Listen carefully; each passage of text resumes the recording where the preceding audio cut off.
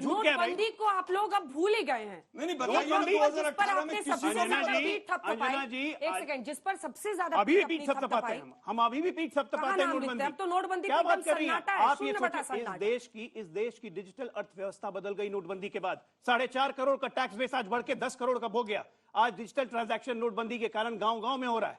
आज आपके गांव में जाके फुचका खाऊंगा ना, वहां पे भी गूगल पे करके पे कर दूंगा। ये है नोटबंदी की ताकत। और ये लोग कहते थे, ये लोग ने पार्लियामेंट में, इनके अर्थशास्त्री पी चिदम्बरम ने कहा था, पी चिदम्बरम ने पार्लियामेंट में कहा, एक मिनट, पी चिदम्बरम ने, जब हम गूगल पे और भीम ऐप की बात करते थे तो अर्थशास्त्री पी चिदम्बरम ने कहा था, इस देश की जनता को कैसे सिखाएंगे वाईफाई ऑपरेट करना। और आज हर गांव में वाईफाई पहुंच गया है। ये है हमारी ताकत, ये है उभरता भारत जो बर्दाश्त नहीं होता है। ठीक है, आप दोनों से छोटा सा उत्तर देता हूं। देखिए, जिस समय कंप्यूटर आया तो बीजेपी सड़कों पर खड़ी थी, कंप्यूटर क्यों आ गया, इससे बेरोजगारी आएगी। आज वही सूचना क्रांति और कंप्यूटर माननीय राजीव गांधी जी का लाया हुआ, उस पर पीठ थपथपा रहे हैं। क्या नोटबंदी का केवल कारण यह था कि डिजिटल इकोनॉमी करना है?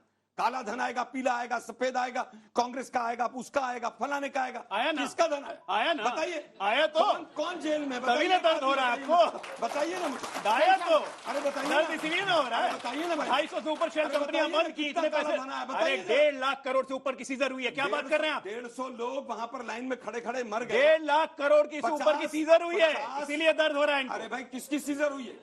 ये बगल में समाजवादी पार्टी जो बैठी हुई है, याद होगा कानपुर में किसके नोट पकड़ा गए? स्टूडियो, और उसमें 13,000 करोड़ रुपए के साथ एक व्यक्ति। अरे और यार, वो परिवार और भ्रष्टाचार छोड़ दीजिए ना, तो देश से सही हो जाएगा। निकले नोटबंदी में सारे गबन भाजपा ने किए। हाँ, एकदम। पीएम केयर्स फंड का हिसाब नहीं देते हैं, दूसरों पर आरोप।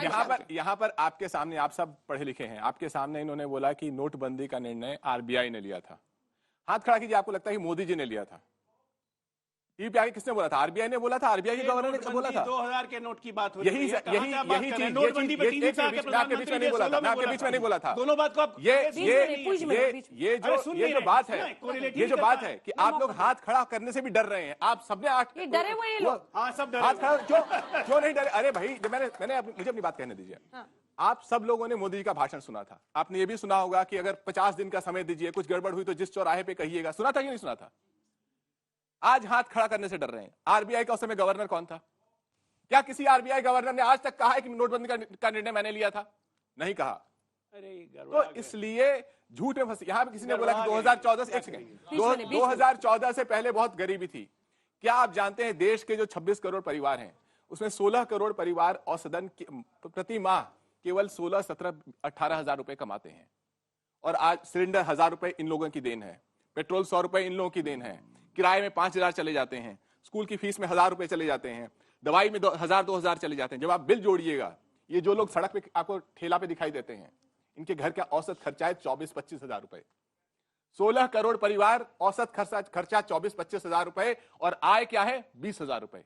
इसके बारे में बोलेंगे ये लोग? इन्होंने गरीबी मिटाई, महंगाई कहाँ है? ये नोटबंदी है। ऐसा है अंजना जी, एक छोटा सा उदाहरण देता हूँ। ये जो कह रहे हैं कि इतना इतना हो गया, अखिलेश यादव 2017 में जब चुनाव लड़े थे तो उन्होंने इलेक्शन कमीशन में दिखाया था कि उनकी वार्षिक आय है लगभग 40-45 लाख रुपया।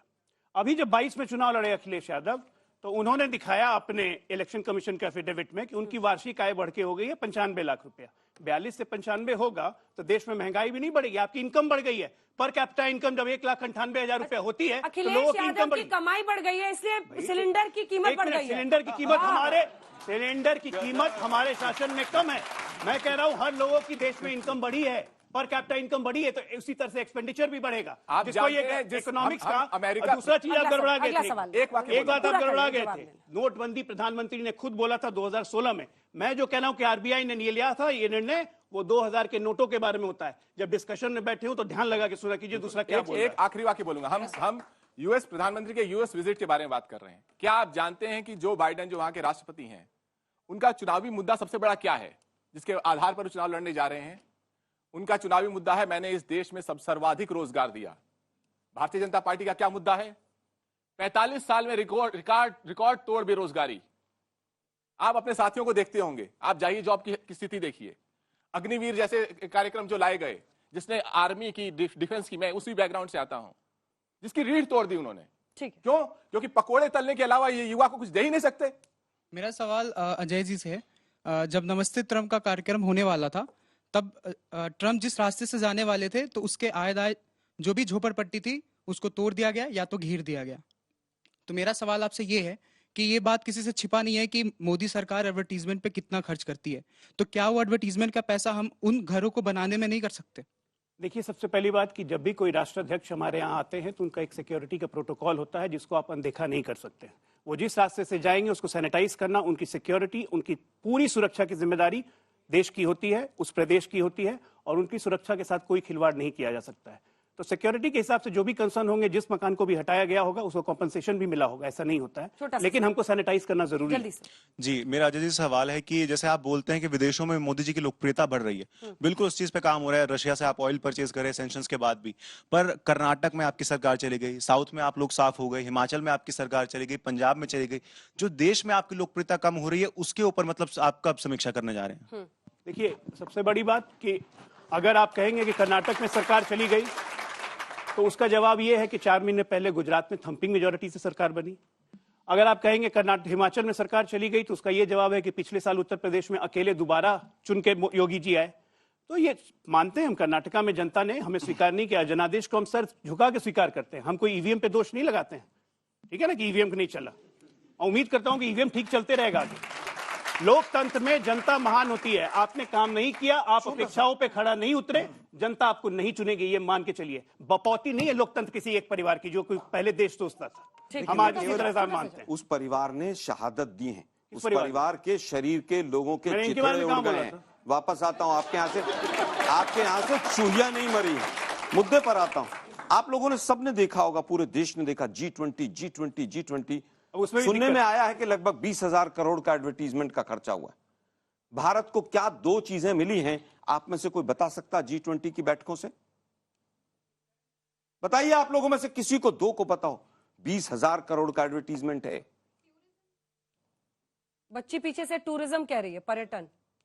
20,000 जैसे करोड़, कॉमनवेल्थ से हुआ था, 20,000 करोड़ रुपया खर्च जो करके आपने कराया। टूरिज्म मिला हमें G20 से। नहीं, कॉमनवेल्थ से घोटाले मिले थे, G20 से देश का सम्मान बढ़ा है। अंतर बस इतना है। पूरा करने अरे कितना बोलेंगे, फालतू बोले जा रहे हैं, कितना बोलने दें। मैं फिर कह रहा हूं G20 से देश का सम्मान नहीं बढ़ा। एडवर्टीजमेंट की फोटो, हर प्रदेश की सांस्कृतिक विरासत बाहर निकल के नहीं आई है।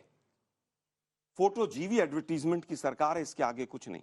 मैंने कहा 9 साल में यूएस के साथ खत्म हो एक एग्रीमेंट ऐसा हुआ हो जो न्यूक्लियर डील 1, 2, 3 के बराबर हो, स्पेसिफिक सवाल है, स्पेसिफिक जवाब दीजिए। मुझे एक बता दीजिए, भारत को क्या मिलेगा? भारत को बिल्कुल मिला। भारत ही नहीं, भारत के हर प्रदेश को मिला। हमारे हर प्रदेश की सांस्कृतिक पहचान पूरे विश्व में जारी है। पूरे वर्ल्ड के डेलीगेट्स आ रहे हैं, हर घूम के प्रदेश में इसलिए करवाया जा रहा है ताकि उस प्रदेश में जाके, एक मिनट, उस प्रदेश की जाके महत्वता को जाने और अपने देश में बताएं। रे भैया, क्यों बीच में बोल रहे हैं? पेट्रोल पंप पे भी G20 लगा दिया। अरे तो लगा दिया तो क्या करेंगे भाई? वो 20,000 भारत की महत्वता विश्व को पता चले, इसलिए इनको पेट में दर्द होगा तो हम लोग क्या करें? लेकिन भारत की महत्वता अगर विश्व को पता चले, भारत का कैस्केडिंग होना विश्व में, जैसे कांग्रेस पार्टी को दिक्कत है। मंदिर में आप एक काम कीजिए, 20-20 कैमरे लेके अपनी माँ का आशीर्वाद लेने ये देखिए, इनका समस्या ये है, फोटो जीवी होगा। कुंठा का कोई इलाज नहीं है, देश का कोई इलाज नहीं। सवाल पूछेंगे। अभी इनके एक नेता ने कल मोदी जी के बाप को बुला लिया था। देखिए कैसे कैसे लैंग्वेज है। आज बोलते हैं कि पिताजी के घूमने जाते हैं तो कैमरा लेके जाते हैं। इसको क्या कहेंगे? किसी के माता पिता को आप बोल रहे हैं, ये कुंठा के अलावा क्या? चलिए, प्रधानमंत्री नरेंद्र मोदी अमेरिकी दौरे पर जा रहे हैं। यहाँ पर आपने सुन लिया है कि कैसे सियासी लड़ाई घर वाली चलती रहेगी।